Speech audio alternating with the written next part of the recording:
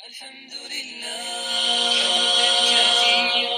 الحمد لله حمدا كثيرا الحمد لله كثيرا.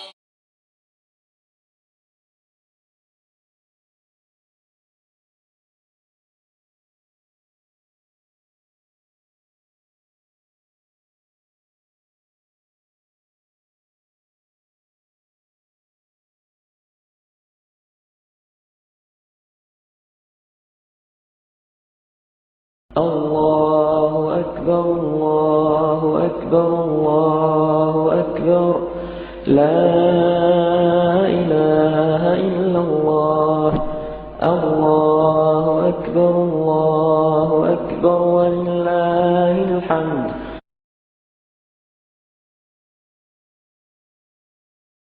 آيات الله حمتني غمرتني بالبركات تحفظني من همزات الشيطان ومن زلات. قرآني نبض حياتي قرآني طهر ذاتي قرآني عصمة أمري قرآني طوق نجاتي. السلام علیکم ورحمۃ اللہ وبرکاتہ. الحمد للہ رب العالمین والصلاة والسلام على اشرف الانبیاء والمرسلین نبینا ورسولنا محمد وعلى آلہ واصحابہ اجمعین. اعوذ باللہ من الشیطان الرجیم. بسم اللہ الرحمن الرحیم. سورہ ہود. وَلَوْ شَاءَ رَبُّكَ لَجَعَلَ النَّاسَ أُمَّةً وَاحِدَةً.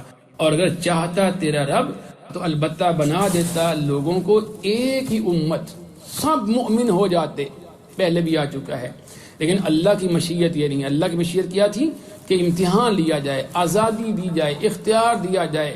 دیکھو پھر انسان اپنی آزادی کا صحیح استعمال کرتا ہے یا غلط استعمال کرتا ہے. یہ اللہ نے اختیار دیا. اگر اللہ چاہتا سب ایک امت ہوتے، سب مؤمن، سب موحد، لیکن یہ تب ہوتا کہ اللہ جب ہماری آزادی ہم سے چھین لیتا. وہ فرشتے بنا دیتا ہم کو. وہ تو پہلے سے موجود تھے، وہ دن رات اللہ کی تسبیح کر رہے ہیں.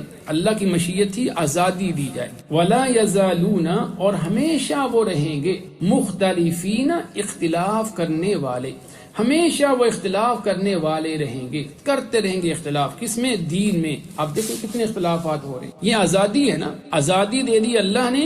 اب آزادی کو مس یوز کیا جا رہا ہے. ہمیں منع کر دیتے کہ اختلاف نہیں کرنا. پہلے آ چکا نا کہ اللہ کے احکام میں، اللہ کی کتاب میں اختلاف نہیں کرنا، اور یہ جرم ہے. لیکن لوگ آزادی کی وجہ سے، اختیار ملنے کی وجہ سے، زبان ملی ہوئی ہے، سوچ ملی ہوئی ہے، جو مرضی سوچتے آ رہے ہیں اور دین گھڑ کے لوگوں کو بتاتے رہتے ہیں. ہمیشہ اختلاف کرتے رہیں گے.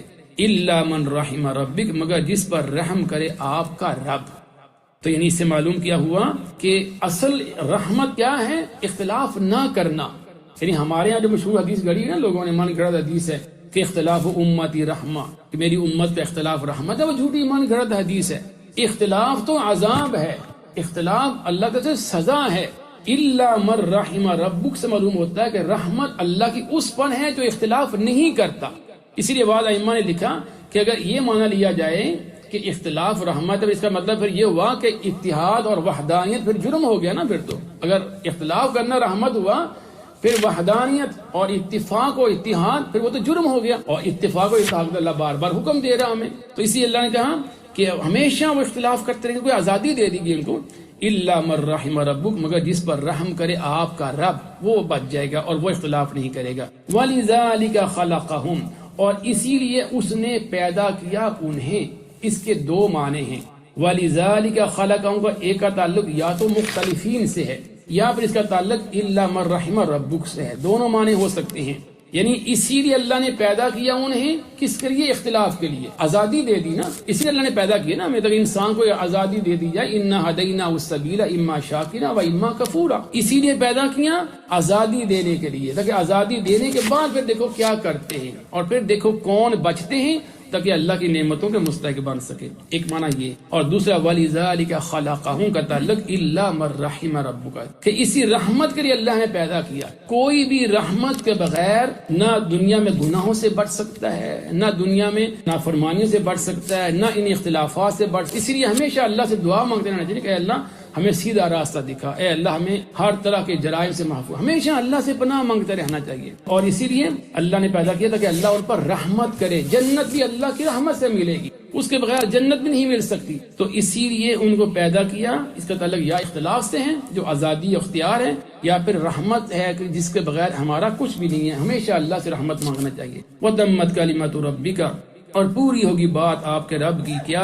لَأَمْلَأَنَّ جَهَنَّمَ، یقینا میں ضرور بھر دوں گا جہنم کو، یہاں لام بھی تاکید کا، نون بھی تاکید کا، من الجنۃ والناس اجمعین، جنوں اور انسانوں میں سے سب کے ساتھ جو جرم کریں گے، جو اختلافات کرتے رہیں گے، جو حق کا انکار کر دیں گے، جو اللہ کی بغاوت کریں گے۔ وَكُلًّا نَقُصُّ عَلَيْكَ مِنْ أَنْبَاءِ الرُّسُلِ، اب سارے قصے بیان کرنے کے بعد اللہ آتے ہیں وَكُلًّا، اور سب کچھ، یعنی وَكُلًّا مِنْ هَؤُلَاءِ وَكُلًّا نَبَأَ، ان تمام جو خبریں بتائی ہم نے پہلے، یہ قصے ہیں جو ہم بیان کرتے ہیں آپ پر اے نبی صلی اللہ علیہ وسلم، من انباء الرسل، نبیوں کی بعض خبریں، من بعض کے لیے ہوتا، نبیوں اور رسولوں کی بعض خبریں ہیں، ہم آپ کو جو بھی قصے بیان کرتے ہیں یہ بعض نبیوں کی خبریں بیان کر رہے ہیں۔ مقصد کیا ہے؟ پہلا، ما جو نثبت، ہم مضبوط کرتے ہیں بھی ساتھ اس کے، فؤادک، آپ کے دل کو۔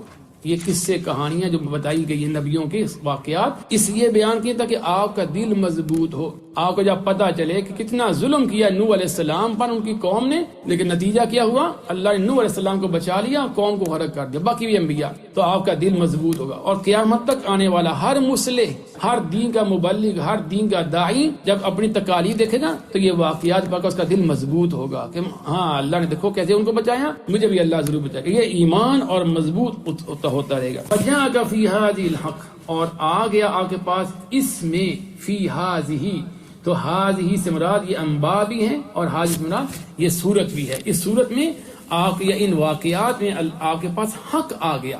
اب پہلے نبیوں کے جو واقعات قرآن میں بیان ہو گئے وہی سچے ہیں، بس ہمارے پاس کوئی ویریفیکیشن کے لیے اور ہمارے پاس سورس نہیں سوائے اللہ کی کتاب کے یا نبی صلی اللہ علیہ وسلم کی سنت کے۔ اس میں آپ کے پاس حق آ گیا، حق وہی ہے جو قرآن و حدیث میں بیان کر دیا۔ اور تیسرا مقصد وہ موعظہ، اور نصیحت آ گئی۔ ان واقعات میں ہماری نصیحتیں ہیں ثابت قدمی کے لیے، دین پر چلنے کے لیے، ایمان بڑھتا ہے، توکل بڑھتا ہے، اللہ سے محبت پیدا ہوتی ہے، اور انسان یقین ہو جاتا ہے کہ اللہ کی مدد ضرور آئے گی۔ اور پھر وذکریٰ للمؤمنین، اور یاد دہانی ہے مومنوں کے لیے، ہمیشہ مومنوں کو یہ باتیں یاد آتی رہیں گی اور ان کو پتہ چلتا رہے گا کہ جس اللہ نے ان انبیاء کی مدد فرمائی میری بھی مدد فرمائے گا۔ وَقُلْ لِلَّذِينَ، اور نبی کہہ دیجئے ان کے لیے جو لا یؤمنون، جو ایمان نہیں لاتے، جو ایمان نہیں لا رہے، اب ان کو بتا دو صاف، کیا؟ اعملوا، عمل کرو، علی مکانتکم، اپنی جگہ پر، اپنی جگہ سے مراد اپنے طریقے پر۔ اگر تم نہیں ماننے، اگر تم سچ آنے کے بعد اس کا انکار کرو، پھر لگے رہو، یعنی اجازت نہیں، یہ دھمکی ہے اور یہ سزا کی طرف وارننگ ہے ہم کو، تم کرو اپنے طریقے مطابق۔ انا عاملون، بے شک ہم بھی عمل کرنے والے ہیں۔ انی نہیں کہا انی عاملون، بلکہ انا، کن کو شامل کیا ساتھ؟ صحابہ کرام کو، ان کے ایمان کی گواہی دی، ہم بھی عمل کرنے والے ہیں، سب صحابہ اس میں شامل ہیں۔ وانتظروا، اور تم انتظار کرو، کس کا؟ اس جرم کی سزا کا، اس کے انجام کا جو تم کر رہے ہو۔ انا منتظرون، بے شک ہم بھی سب انتظار کرنے والے ہیں، بشمول صحابہ، قریب تم کو معلوم ہو جائے گا۔ اب آگے آخر میں عقیدے کی پھر اصلاح کی، اور وہ کیا ہے کہ علم غیب نبی کے پاس نہیں، وَلِلَّهِ غَيْبُ السَّمَاوَاتِ وَالْأَرْضِ، اصل بادشاہت اللہ کی ہے، سارے اختیارات اس کے پاس ہیں، غیب صرف آسمانوں اور زمین کا صرف اس لیے وللہ کو پہلے لایا گیا، آپ کو پتہ نا حصر پیدا ہو جاتا ہے، اس لیے صرف اللہ ہی جو آیا ہی یہ صرف کے معنی میں ہے، اور اللہ ہی کے لیے غیب آسمانوں اور زمین کا، وَإِلَيْهِ، اور اسی کی طرف یرجع الامر، لوٹایا جاتا ہے معاملہ، کلہ، سارے کا سارا، سارے معاملات اس کی طرف لوٹائے جاتے ہیں، اس لیے فَاعْبُدْهُ، بس اسی کی عبادت کر، وَتَوَكَّلْ عَلَيْهِ، اور اسی پر توکل کر، مانگنا بھی اس سے ہے، عبادت بھی اس سے کرنی ہے، حاجات اپنی ضروریات بھی اس کے دربار میں پیش کرنی ہے، اور اسی پر توکل کرنا، کہ اس کے علاوہ کسی پر توکل نہیں ہے۔ ہاں دنیا میں کسی سے ہم تعاون مانگ سکتے ہیں، لیکن توکل اللہ کی ذات پر ہے۔ بیمار ہے، علاج کرا سکتا ہے ڈاکٹر سے، لیکن توکل اللہ کی ذات پر، شفا ڈاکٹر کے ہاتھ میں نہیں بلکہ شفا اللہ کے ہاتھ میں ہے۔ وَتَوَكَّلْ عَلَيْهِ، اس پر توکل کیجیے۔ وَمَا رَبُّكَ بِغَافِلٍ، اور نہیں ہے تیرا رب ہرگز بھی غافل، با زائدہ آنے سے ہرگز کا معنی پیدا ہو گیا، عَمَّا تَعْمَلُونَ، اس سے جو تم عمل کر رہے ہو۔ اس میں آخری حصے میں دھمکی بھی ہے اور آخری حصے میں حوصلہ بھی ہے کہ اہل ایمان تم جو عمل کر رہے ہو اس میں اللہ تمہارے عمل کو خوب دیکھنے والا، جزا دینے والا ہے، اور اے مجرموں جو تم اللہ کی نافرمانی کر رہے ہو تمہارے اعمال بھی اللہ دیکھ رہا ہے۔ لیکن چونکہ اس پوری آیت میں خطاب مسلمانوں سے کیا جا رہا، آپ کو حکم دیا جا رہا، تو پہلے وہ واحد کے سیغے ہیں، اب جمع کا سیغہ آ گیا، وما ربک بغافل عما تعملون، اے اہل ایمان تم جو بھی کر رہے ہو عمل، تمہارے اعمال سے اللہ پوری طرح باخبر ہے، کچھ بھی غافل نہیں، اور تمہیں اس کی پوری جزا دینے پر قادر ہے۔ اللہ تعالی ہمیں صحیح معنوں میں توکل کرنے اور ایمان لانے کی توفیق عطا فرمائے۔ ہمارے البلاغ بسم الله الرحمن الرحيم ولو شاء ربك لجعل الناس أمة واحدة ولا يزالون مختلفين إلا من رحم ربك ولذلك خلقهم وتمت كلمة ربك لأملأن جهنم من الجنة والناس أجمعين وكلا نقص عليك من أنباء الرسل ما نثبت به فؤادك وجاءك في هذه الحق وموعظة وذكرى للمؤمنين وقل للذين لا يؤمنون اعملوا على مكانتكم إنا عاملون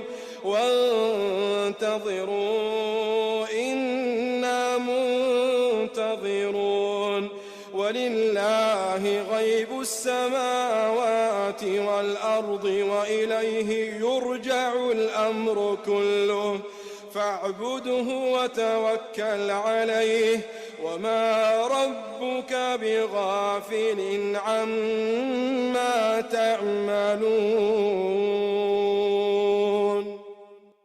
يا قارئ الآيات في الجمع والخلوات تزهو بك السماوات وتنتشي الأكوان يا حامل القرآن يا حامل القرآن يا حامل القرآن.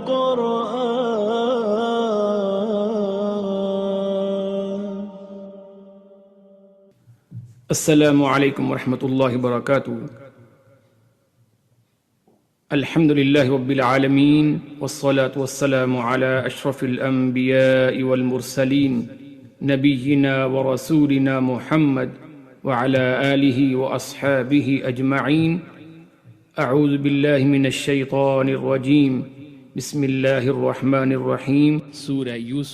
سورہ یوسف یہ مکی صورت ہے اور ہمارے پیارے نبی صلی اللہ علیہ وسلم پر یہ ان حالات میں نازل ہوئی جب آپ مکہ میں انتہائی مشکل ایام میں تھے. جس سال یہ نازل ہوئی اس کا نام تھا عام الحزن، غم کا سال. اور عام الحزن ہم سب لوگ جانتے ہیں جب آپ صلی اللہ علیہ وسلم کے چچا ابو طالب اس دنیا سے فوت ہو گئے اور آپ کی بہت ہی محبوب ترین بیوی حضرت خدیجہ رضی اللہ عنہا، جو کہ آپ کی بیوی ہی نہیں بلکہ آپ کی بہت بڑی سپورٹر بھی تھی، وہ بھی فوت ہو گئی. تو بہت بڑا غم تھا آپ کے لیے. اپنے چچا جو کہ آپ کے بہت بڑے محافظ بھی تھے، سپورٹر بھی تھے، اور بیوی حضرت خدیجہ رضی اللہ عنہا، ان دونوں کی وفات کے بعد آپ بہت غمگین تھے.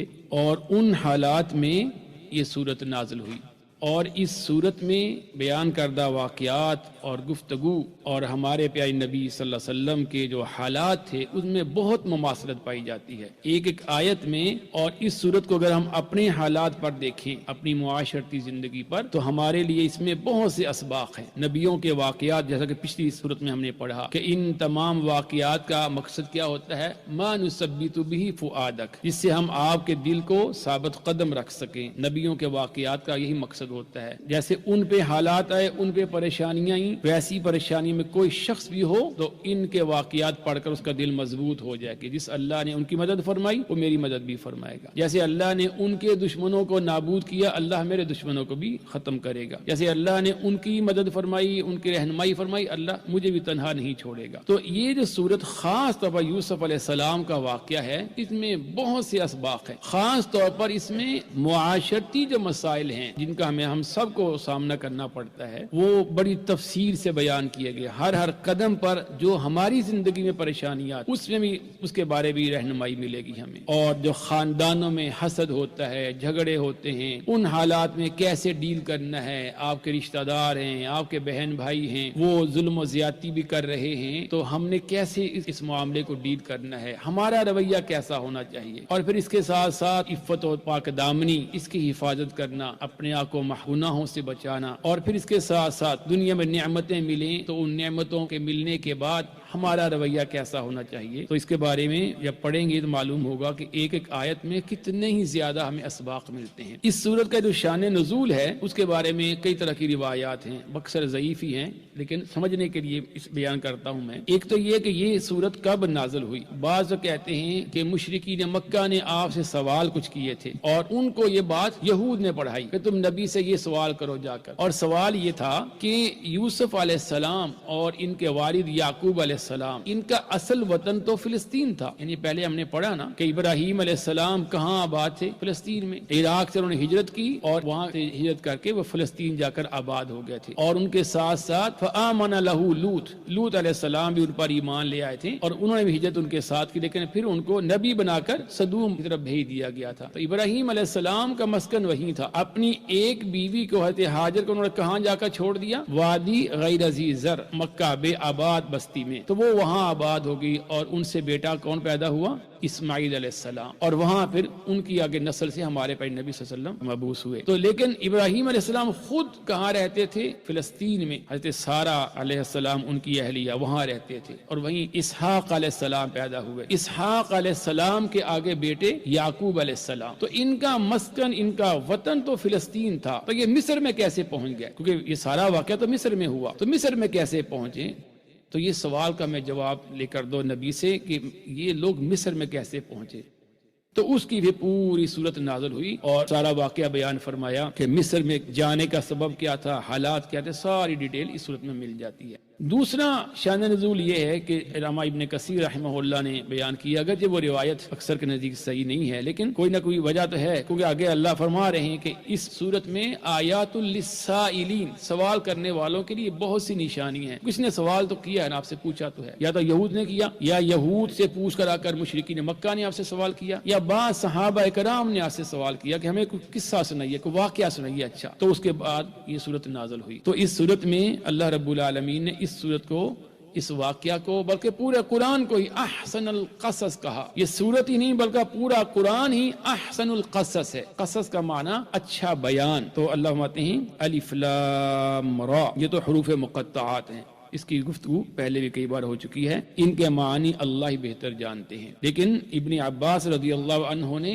اس کی تشریح کیا فرمائی ہے کہ ان حروف کے ذریعے اللہ کفار کو، قرآن کے جو منکر ہیں ان کو چیلنج دیتے ہیں کہ تم جو کہتے ہو کہ نعوذ باللہ محمد صلی اللہ علیہ وسلم نے قرآن خود گھاڑ لیا ہے، تو الف لام را، یہ قرآن یہ ان حروف سے مل کر بنا ہے. جیسے الف با تا، یہ ان حروف سے بنا ہے، حروف تہجیر ہوتے ہیں. جب سمجھتے ہو کہ اس نے خود گھڑا، تم خود بھی گھڑ کے لے آؤ. تو انہی حروف سے ملا کر قرآن ہے. کوئی ایسی کتاب نہیں لا سکا، نہ کوئی صورت لا سکا. تلک آیات الکتاب المبین، یہ آیات ہیں. یہ آیات کس چیز کی ہیں؟ واضح کتاب کی.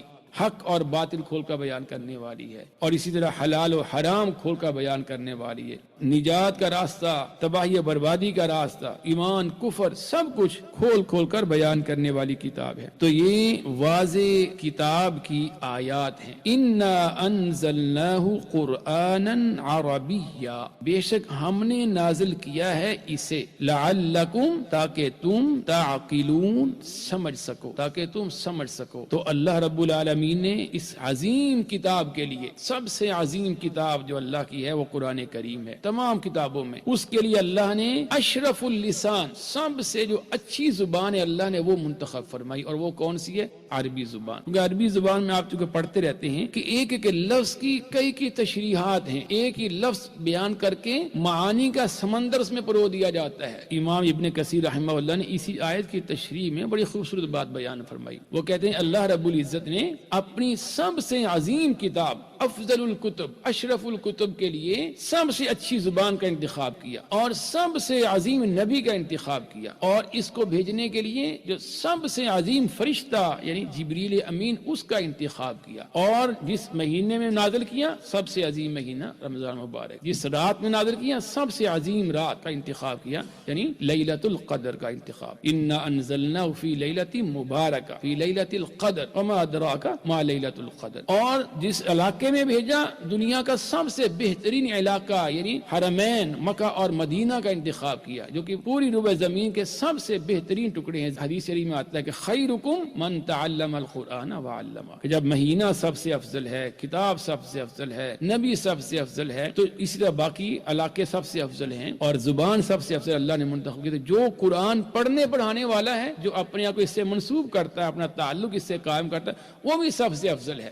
خیرکم من تعلم القرآن وعلمہ، تو جو اس کے ساتھ اپنی نسبت رکھتا ہے، خواہ پڑھنے والا ہے، پڑھانے والا ہے، اس کی تعلیم کو آگے پھیلانے والا، جس طرح کا بھی اس کا اس سے تعلق ہوتا ہے، وہ باقی لوگوں میں سب سے افضل بن جاتا ہے، سب سے۔ اب تمہارے پاس چونکہ وقت نہیں ہے، ورنہ اس پر تو کتابیں لکھی گئی ہیں فضائل القرآن کے حوالے سے، ان احادیث اور سب آثار کو جمع کیا گیا ہے کہ کتنا بڑا مقام ہے اس شخص کا جو قرآن پڑھنے اور پڑھانے والا ہے۔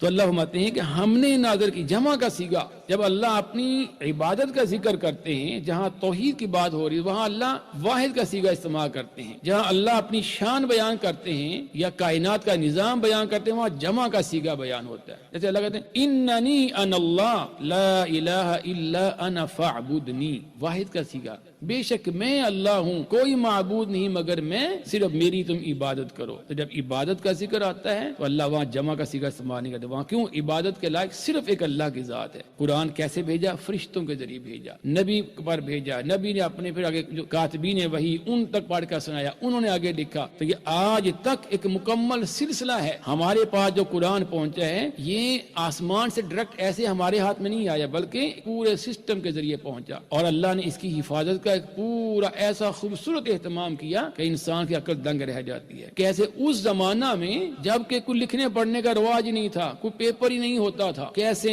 اس کو لکھایا گیا، کبھی وہ ہڈیوں کے اوپر لکھا گیا، کہیں چمڑے کے اوپر لکھایا گیا، کہیں پام جو کھجور کے پتے بڑے بڑے ان پر لکھا گیا، کہیں چھالوں پہ لکھا گیا، کبھی لکڑی پر، اور پھر کیسے ابوبکر صدیق رضی اللہ عنہ کے زمانہ میں ان سب کو جمع کر کے اس کو باقاعدہ ایک کتاب کی صورت دی گئی۔ اور پھر جب مزید اسلام پھیلنا شروع ہوا اور باقی عرب اور اجمی لوگ آنا شروع ہوئے تو پھر خطرہ پیدا ہو گیا کہ ایسا نہ ہو کہ اس کی جو قراءات ہیں وہ آپس میں مکس اپ ہو جائیں اور امت ہمیشہ جھگڑتی رہے قراءات پر۔ تو سیدنا عثمان بن عفان رضی اللہ عنہ کے زمانہ میں پھر کیسے ایک قراءت پر، لغت قریش، قراءت قریش پر، ایک قراءت پر پھر امت کو اکٹھا کیا گیا، اور اب تک ہمارے پاس وہی قراءت ہے جو ہم سب پڑھ رہے ہیں، اور اس پر سب صحابہ کرام کا اتفاق تھا، سب نے مل کر یہ ایک قراءت پر امت کو متفق کیا۔ ورنہ تو قراءت تو 10 قراءات ہیں، سب وہ بھی پڑھی جاتی ہیں، لیکن عثمان بن عفان رضی اللہ عنہ کا یہ بہت بڑا صدقہ جاریہ اس امت پر رضی اللہ عنہ وارضى عنہ، اللہ ان سے راضی ہو، اتنا بڑا کام کر گئے وہ کہ امت کو ایک قرآن پر متفق کر گئے، قرآن پر جمع کر کے گئے۔ اور اس کے بارے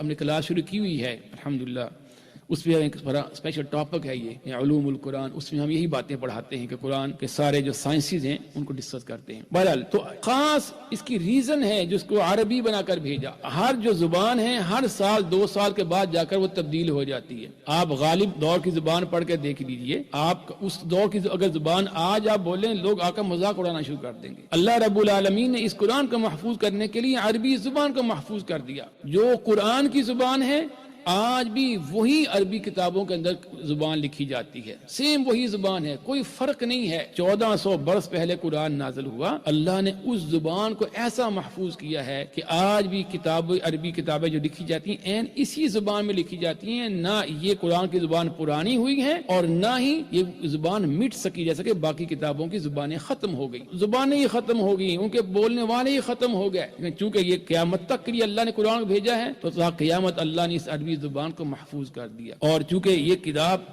ساری کائنات کے لیے دستور ہدایت ہے، اس لیے اس سے بہتر کوئی اور زبان ہو سکتی ہی نہیں تھی۔ اور دوسرا یہ بھی کہ چونکہ اس قرآن کے جو سب سے اولین مخاطبین تھے کون تھے؟ وہ عرب تھے، اس لیے ان پر اللہ اپنا احسان جتلا رہے ہیں کہ دیکھو ہمارا تم پر یہ احسان ہے کہ بجائے اس کے کہ تمہیں کسی اور زبان سے ٹرانسلیٹ کرنا پڑتی ہے اپنی زبان میں، ہمارا تم پر احسان، ہم نے تمہاری زبان میں قرآن نازل کیا، تو تمہیں تو سب سے پہلے اس پر ایمان لانا چاہیے نا، تمہیں چاہیے تم سب سے پہلے اس پر ایمان لے آؤ، تو ان پر احسان بھی جتلایا جا رہا۔ اور اس سے یہ بات نہیں معلوم ہوتی کہ یہ صرف عربوں کے لیے قرآن آیا ہے، نہیں، اولین مخاطب اس کے عرب ہیں، ورنہ یہ قرآن تو قیامت تک آنے والوں کے لیے ہے۔ اور کیوں عربی میں بھیجا ہم نے؟ لعلکم تعقلون، یہ قرآن اس لیے ہے تاکہ تم سمجھ سکو، فہم و فراست حاصل کر سکو، عقل حاصل کرنے کا ذریعہ وہ قرآن ہے، یعنی ہدایت یہاں سے ملے گی، ہدایت لینے کا ذریعہ صرف قرآن ہے، اور ہمارے پیارے نبی صلی اللہ علیہ وسلم نے جو اس کی تشریح فرمائی سنت رسول، تو لعلکم تعقلون، اس سے معلوم یہ ہوا کہ جو قرآن نہیں جانتا، قرآن سے بے بہرا ہے، گویا اس کے پاس عقل ہی نہیں ہے، اس کو پتہ ہی نہیں حلال و حرام کیا ہے، اس کو پتہ ہی نہیں شرم و حیا کس چیز کا نام ہے۔ قرآن سکھاتا ہے ہمیں کہ توحید کیا ہے، رسالت کیا ہے، عقیدہ کیسا ہونا چاہیے، عمل کیسا ہونا چاہیے، شکل و صورت کیسی ہونی چاہیے، لباس، تجارت، سیاست، سب کچھ لعلکم تعقلون، قرآن سے ہے، سب کچھ ملتا ہمیں۔ نحن نقص، ہم بیان کرتے ہیں، علیک، آپ پر، احسن القصص، بہترین بیان، سب سے بہترین بات بیان کرتے ہیں، اور احسن القصص سے مراد پورا قرآن ہے، اللہ نے سب سے بہترین بات، بہترین گفتگو نازل فرمائی، یہ احسن الحدیث بھی ہے، قرآن احسن القصص بھی ہے، اور احسن القصص میں سے یہ سورت بھی ہے، یہ بھی اس کا حصہ ہے۔ بے شک ہم بیان کرتے ہیں آپ پر بہترین بیان، بما، اس وجہ سے کہ اوحینا الیک، وحی کی ہم نے آپ کی طرف، ھذا القرآن، یہ قرآن، کیونکہ ہم نے آپ کی طرف یہ قرآن نازل کیا تو اس قرآن میں ہم آپ پر بہترین بیان آپ کو سناتے ہیں۔ قرآن سارا کا سارا بہترین بیان ہے، شروع سے لے کر آخر تک، اور ان بیانوں میں سے ایک بیان یہ سورت بھی ہے۔ وَإِن كُنْتَ، اور بے شک، یہ ان اگر والا ان نہیں ہے، یہاں ترجمہ بے شک کیا گیا، اصل میں ان جو ہے انکا کنتا تھا، اور اس کا دلیل یہ کہ آگے من الغافلین پر لام آیا ہے، لا من الغافلین، تو وہ انکا کنتا ہے، تاکید آگے، دو تین طرح سے اس میں تاکید ڈالی گئی ہے، انکا کنتا، اور پھر آگے لام تاکید پھر آ گیا، اور اس کو حذف کر کے ان لایا گیا ہے، وَإِن كُنْتَ، اور بے شک تھا تو اے نبی صلی اللہ علیہ وسلم، من قبلہ، اس سے پہلے، لَمِنَ الْغَافِلِينَ، البتہ بے خبروں میں سے، یعنی ان کو پتہ ہی نہیں تھا، پہلے آپ کو یہ بات معلوم نہیں تھی، اور اللہ اس پر حروف تاکید لا کر بات کو مزید کنفرم کر رہے ہیں کہ واقعتاً آپ کو اس سے پہلے یہ بات معلوم نہیں تھی۔ اور اس سے کیا معلوم ہوا کہ اللہ نبی کو بات بتاتا ہے تو نبی کو بات معلوم ہوتی، اور یہ واقعہ سنانا، قصہ سنانا، یہ آپ کی نبوت کی صداقت کی بھی دلیل ہے، جبکہ آپ نے کوئی کتاب نہیں پڑھی، کسی کے پاس بیٹھے نہیں تھے، اور آپ وہ واقعہ سنا رہے ہیں جو ہر بہت سچا ہے۔ خاص طور پر یہود کے لیے تو یہ بہت بڑی موٹیویشن تھی اسلام لانے کے لیے، کہ ان کا وہ پورا فیملی بیک گراؤنڈ، ان کا پورا قصہ آپ صلی اللہ علیہ وسلم ان کو بیان کر رہے ہیں، جبکہ آپ نے کبھی کوئی کتاب نہیں پڑھی، آپ خود لکھنا پڑھنا نہیں جانتے تھے، آپ کسی مکتب میں بیٹھے نہیں ہیں، اور اتنا سچا واقعہ سنا رہے ہیں، تو یہ آپ کی صداقت کی دلیل تھی، اور اس کے باوجود ایمان نہ لا کر انہوں نے اپنے اوپر بہت بڑا ظلم کیا، اس لیے تو مغضوب علیہم ہو گئے نا، اللہ کا غضب ایسے نازل نہیں ہو گیا اس قوم پر کہ اتنی واضح نشانیاں دیکھنے کے باوجود، جو پہلے ہم نے پڑھا کہ یعرفونہ کما یعرفون ابناءہم، وہ اس نبی کو ایسے پہچان پہچانتے ہیں جیسے انسان اپنے بیٹوں کو پہچان لیتا ہے، کوئی شک نہیں ہوتا اس کو، ہزاروں کے اندر بھی اس کا بیٹا کھڑا ہو اس کو فوری پہچان لے گا۔ تو ان کو آپ کی صداقت کے بارے میں ایک ذرہ برابر بھی شک نہیں تھا، لیکن حسد، اور اسی واقعہ میں یہ حسد ہی کے سارا گرد واقعہ گھومتا ہے، اس میں ان کے لیے بھی بہت بڑی نصیحت تھی۔ اور نبی کو جب تک اللہ نہیں خبر بتاتا، جیسا کہ پچھلی صورت کے اندر بھی آیا ہے وَلِلَّهِ غَيْبُ السَّمَاوَاتِ وَالْأَرْضِ وَإِلَيْهِ يُرْجَعُ الْأَمْرُ كُلُّهُ، زمین و آسمان کے سارے غیب اللہ ہی کے لیے ہے، اللہ کچھ نبی کو بتاتا ہے تو نبی کو معلوم ہو جاتا ہے۔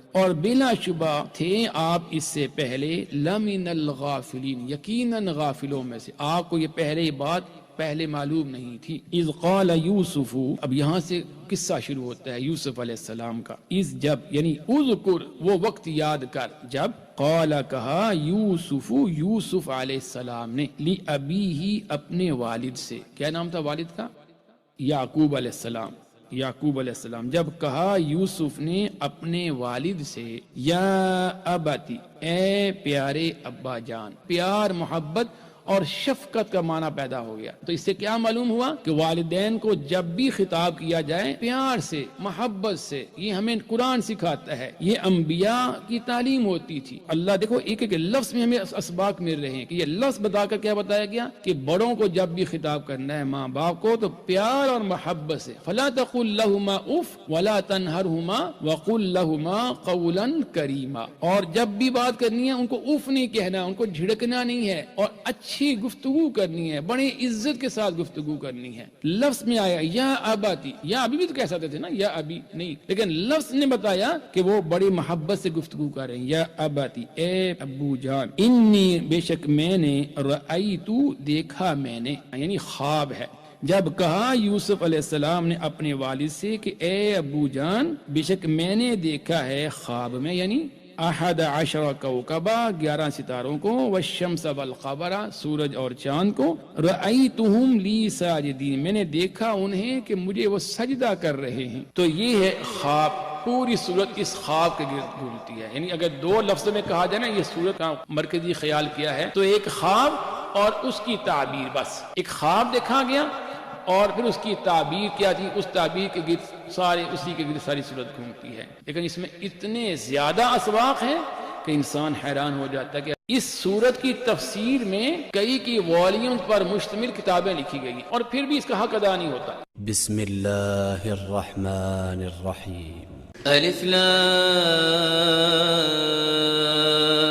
را تلك آيات الكتاب المبين إنا أنزلناه قرآنا عربيا لعلكم تعقلون نحن نقص عليك أحسن القصص بما أوحينا إليك هذا القرآن وإن كنت من قبله لمن الغافلين إذ قال يوسف لأبيه يا أبت إني رأيت 11